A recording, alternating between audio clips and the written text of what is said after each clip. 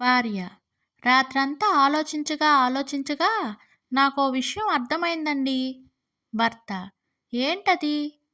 భార్య: అందరిలా మనం ఎందుకు పొదుపు చేయలేకపోతున్నామా అని. భర్త: అవునా? కారణం ఏంటట? భార్య: ఏముంది, నేను ఖర్చు చేస్తున్నంత వేగంగా మీరు సంపాదించలేకపోవడం. ఆఫీస్‌కి బయలుదేరుతున్న భర్తను వెనక నుంచి పిలిచింది భార్య.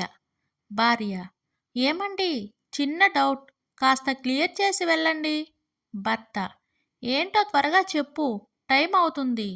భార్య: ఐఎమ్ గోయింగ్ అంటే ఏంటండి? భర్త: నేను వెళ్తున్నా. భార్య: ప్లీజ్ ప్లీజ్ కాస్త చెప్పి వెళ్ళండి. భార్య: నిద్ర మాత్రలు తీసుకురమ్మని చెప్పా కదండి, అర్ధరాత్రి వరకు ఏం చేశారు? భర్త: ఏమనుకోవద్దు, ఫ్రెండ్స్ కనిపిస్తే అలా తిరిగొచ్చా. భార్య: మీకు తెలుసుగా, ఆ మాత్ర వేసుకుంటే కానీ నాకు నిద్ర పట్టదని. చాలాసేపటి నుంచి నిద్ర ఆపుకొని మరీ ఎదురు చూస్తున్నాను. కాలేజీలో పరీక్ష మొదలైంది. ఇంతలో ఒక ఆమె పరిగెత్తుకుంటూ వచ్చి కూర్చుంది. ఆన్సర్ షీట్ తీసుకుని రాయడానికి సిద్ధమవుతుండగా పెన్ కనిపించలేదు. ఇంతలో ఒక చిన్న పాప పెన్ను తీసుకువచ్చి మమ్మీ అని పిలిచింది. మిగతా విద్యార్థులంతా తల తిప్పి ఆశ్చర్యంగా చూశారు. ఏంటి, ఇదంతా సంతూర్ సోప్ మహిమ అనుకుంటున్నారా? ఆమె ఇప్పటికే 10 సార్లు పరీక్ష తప్పింది.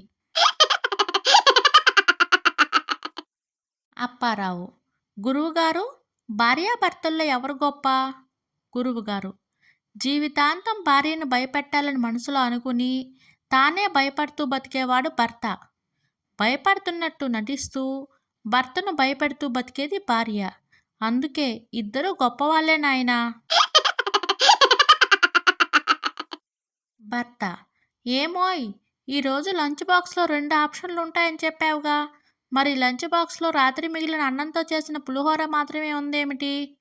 భార్య: నేను చెప్పింది అదేగా, మీకు 2 ఆప్షన్లు ఉన్నాయని. ఇష్టం ఉంటే తినండి, లేదంటే మానేయండి.